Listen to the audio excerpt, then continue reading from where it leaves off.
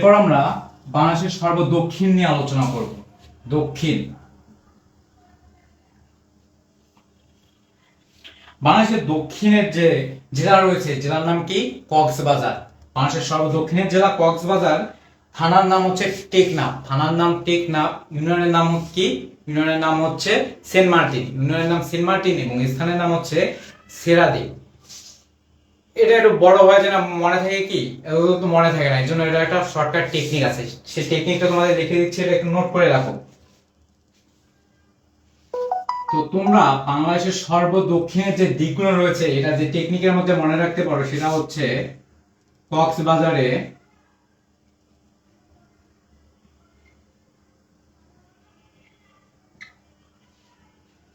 টেকনাফে সেন্টুর pant ছিঁড়ে গেল। তাহলে বাংলাদেশের সর্বদক্ষিণের যে দিকগুলো রয়েছে এগুলো আমরা সহজে মনে রাখতে পারি কক্সবাজারে টেকনাফে সেন্টুর প্যান্ট ছিঁড়ে গেল এই টেকনিকটার মাধ্যমে। এখানে কক্সবাজারেতে বোঝাচ্ছে বাংলাদেশের সর্বদক্ষিণের জেলা কক্সবাজার। টেকনাফে বলতে বোঝাচ্ছে বাংলাদেশের সর্বদক্ষিণের থানা টেকনাফ। সেন্টুর বলতে বোঝাচ্ছে সেন্ট মার্টিন।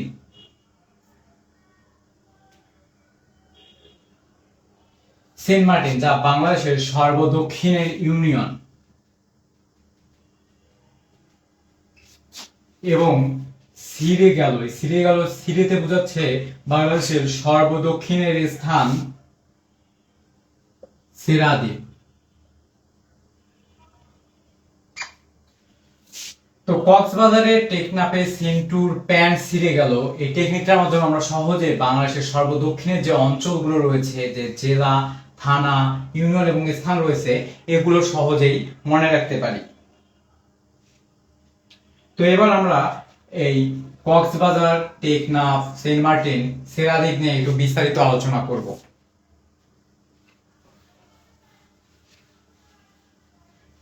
প্রথমে আমরা আলোচনা করব সেন্ট মার্টিন নিয়ে। কি নিয়ে আলোচনা করব? Saint Martin. তোমরা কি জানো এই সেন্ট মার্টিনের নামকরণ কিভাবে হয়? এই সেন্ট মার্টিনের নামকরণে একটা চমৎকার কাহিনী রয়েছে। তো সেন্ট মার্টিনে একজন সাধু ছিল। সেন্ট মার্টিনে একজন খ্রিস্টান সাধু ছিল। কে ছিল? সাধু, যার নাম ছিল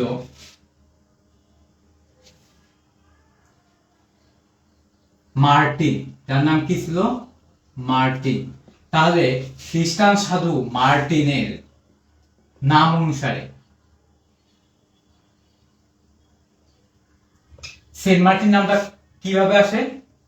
খ্রিস্টান সাধু মার্টিনের নাম অনুসারে সেন্ট মার্টিন নামকরণ করা হয়। এই সেন্ট মার্টিন হচ্ছে বাংলাদেশের একমাত্র প্রবাল দ্বীপ। কি দ্বীপ? প্রবাল দ্বীপ। সেন্ট মার্টিন হচ্ছে বাংলাদেশের একমাত্র প্রবাল দ্বীপ এবং বাংলাদেশের সবচেয়ে ছোট ইউনিয়ন। সবচেয়ে ছোট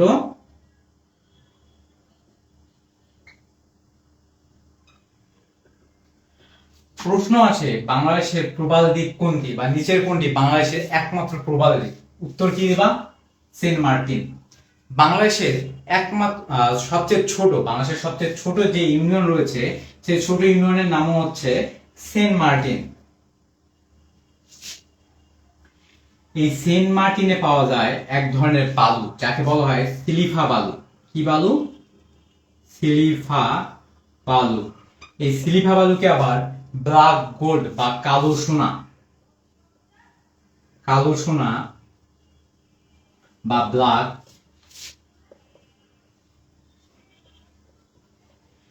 গোল্ড হিসাবে বলা হয়।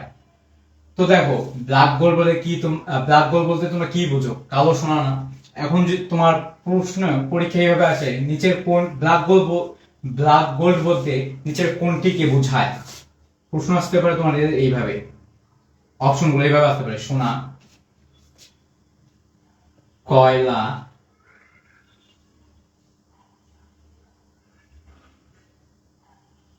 পেট্রোল,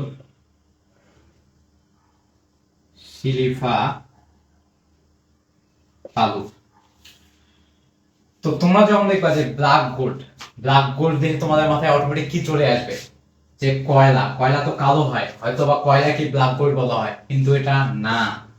ব্ল্যাক গোল্ড বলা হয় সিলিফা বালুকে, যা একমাত্র পাওয়া যায় সেন্ট মার্টিনে।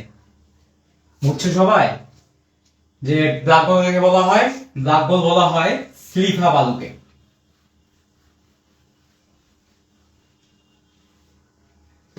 সেন্ট মার্টিনে 3 ধরনের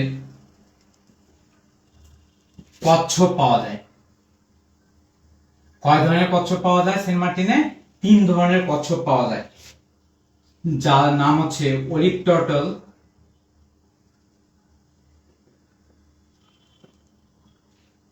গ্রিন টার্টল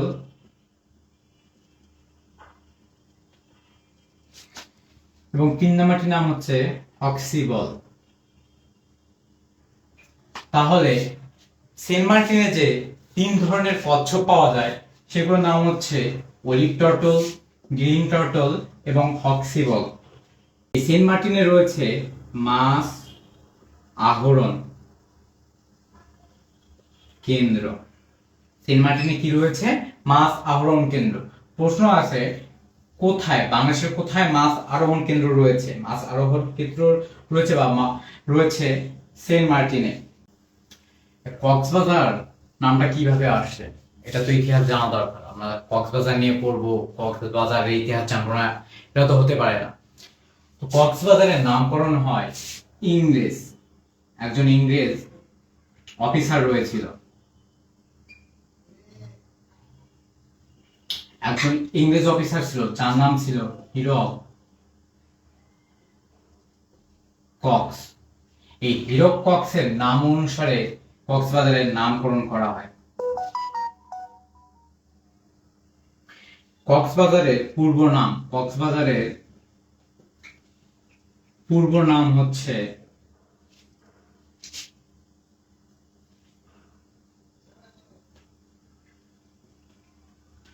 কক্সবাজারের পূর্ব নাম হচ্ছে প্যানোয়া। কক্সবাজারের পূর্ব নাম কি?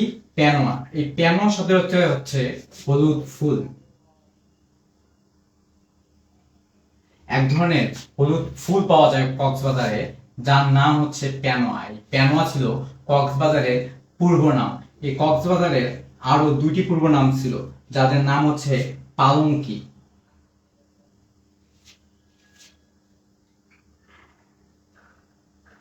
বা ফালঙ্কি। তাহলে কক্সবাজারের পূর্ব নাম কি?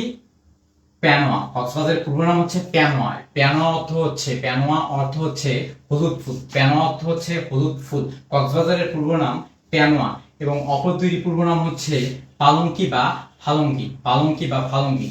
পরীক্ষায় কখনো 3টি নাম একসঙ্গে আসবে না। পরীক্ষায় এই 3টি নাম কখনোই একসঙ্গে আসবে না। হয়তোবা প্যানোয়া থাকবে, প্যানোয়ার সঙ্গে অন্য 3টি অপশন থাকবে, অথবা পালঙ্কি বা ফালঙ্কি থাকবে, তার সঙ্গে অন্য কোনো অপশন থাকবে, কিন্তু এই 3টি নাম একসঙ্গে আসবে না। এই কক্সবাজার হচ্ছে বিশ্বের দীর্ঘতম সমুদ্র সৈকত। বিশ্বের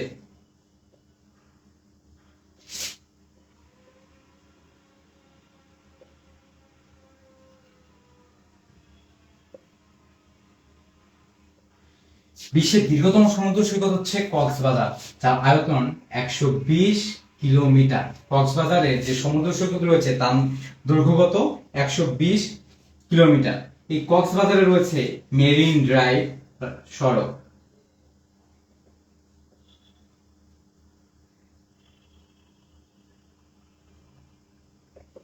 প্রশ্ন আসে মেরিন ড্রাইভ শহর কোথায় অবস্থিত? এটা হচ্ছে কক্সবাজারে। আবার প্রশ্ন এমনও আসে মেরিন ড্রাইভ সড়ক মানে কি বোঝায়?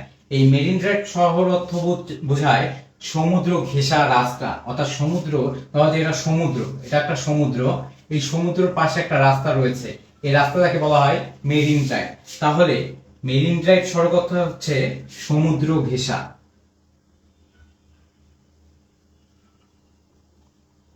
সমুদ্র ঘেঁষা রাস্তা। এই মেরিন ড্রাইভ শহরের মেরিন ড্রাইভ যে সড়কটা রয়েছে এটা দৈর্ঘ্য কত? এটা দৈর্ঘ্য 80 মিটার। মেরিন ড্রাইভ সড়কের দৈর্ঘ্য হচ্ছে 80 মিটার। এটা অবস্থান হচ্ছে কাকতলী। কাকতলী টু টেকনাফ। কাকতলী থেকে টেকনাফ পর্যন্ত 80 মিটার দৈর্ঘ্যে এই মেরিন ড্রাইভ শহর কোথায় অবস্থিত? কক্সবাজারে। এই কক্সবাজার কিসের জন্য বিখ্যাত তোমরা জানো? রাবারের জন্য। কক্সবাজার বিখ্যাত রাবারের জন্য। কক্সবাজারে কোথায় রাবার উৎপাদন হয় তোমরা জানো?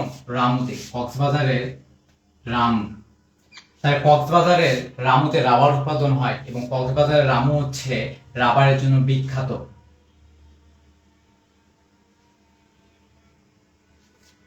কক্সবাজারে রয়েছে হরিণ প্রজনন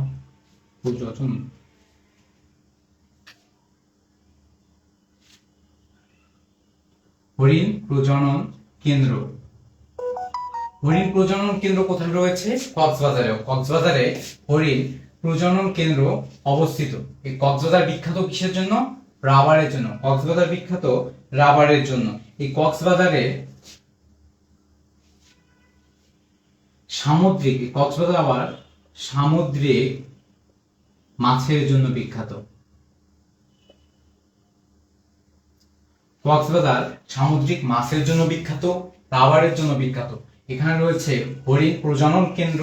এই কক্সবাজারে মাছ গবেষণা কেন্দ্র রয়েছে।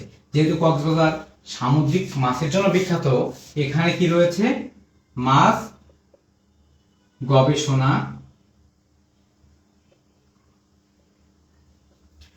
গবেষণা কেন্দ্র কোথায় অবস্থিত? কক্সবাজারে। মাছ গবেষণা কেন্দ্র কক্সবাজারে অবস্থিত। এই কক্সবাজার শুটকির জন্য বিখ্যাত। কিসের জন্য বিখ্যাত? শুটকির জন্য বিখ্যাত।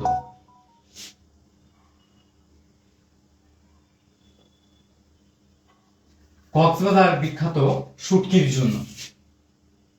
এই কক্সবাজারে একটি লাইট হাউস রয়েছে।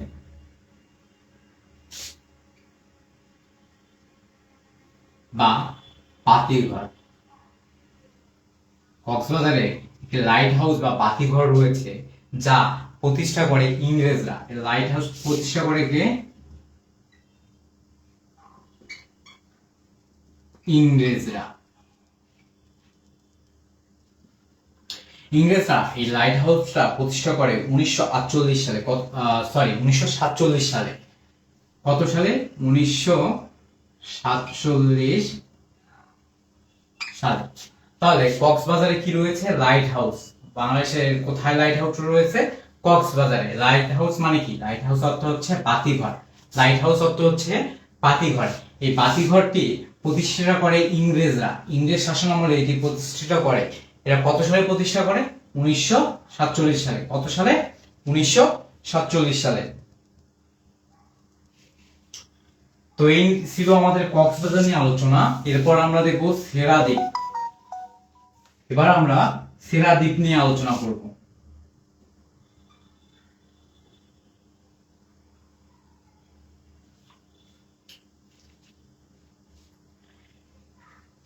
সেরা দ্বীপ কোন অঞ্চল? সর্বদক্ষিণের অঞ্চল। এই সেরা দ্বীপের আয়তন কত তোমরা জানো? সেরা দ্বীপের আয়তন হচ্ছে 3 বর্গ কিলোমিটার।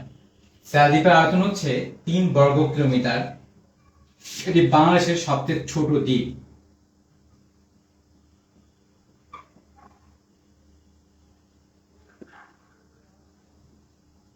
আমরা একটু আগে দেখলাম বাংলাদেশের সবচেয়ে ছোট ইউনিয়ন হচ্ছে সেন্ট মার্টিন।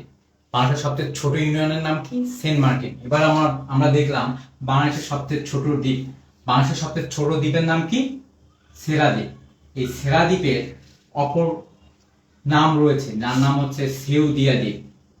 কি দ্বীপ? সেউদিয়া দ্বীপ বা সেরা দিয়া দ্বীপ।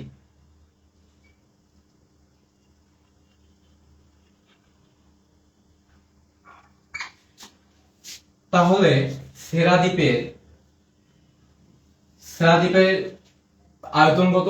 সেরা দ্বীপের আয়তন হচ্ছে 3 বর্গ কিলোমিটার। সেরা দ্বীপের আয়তন 3 বর্গ কিলোমিটার। এটি বাংলাদেশের সবচেয়ে ছোট দ্বীপ। বাংলাদেশের সবচেয়ে ছোট দ্বীপের নাম কি? সেরা দ্বীপ। এই সেরা দ্বীপের অপর নাম হচ্ছে ছেউদিয়া দ্বীপ। সেরা দ্বীপের অপর নাম হচ্ছে ছেউদিয়া দ্বীপ বা সেরাদিয়া দ্বীপ। ছেউদিয়া দ্বীপ বা সেরাদিয়া দ্বীপ।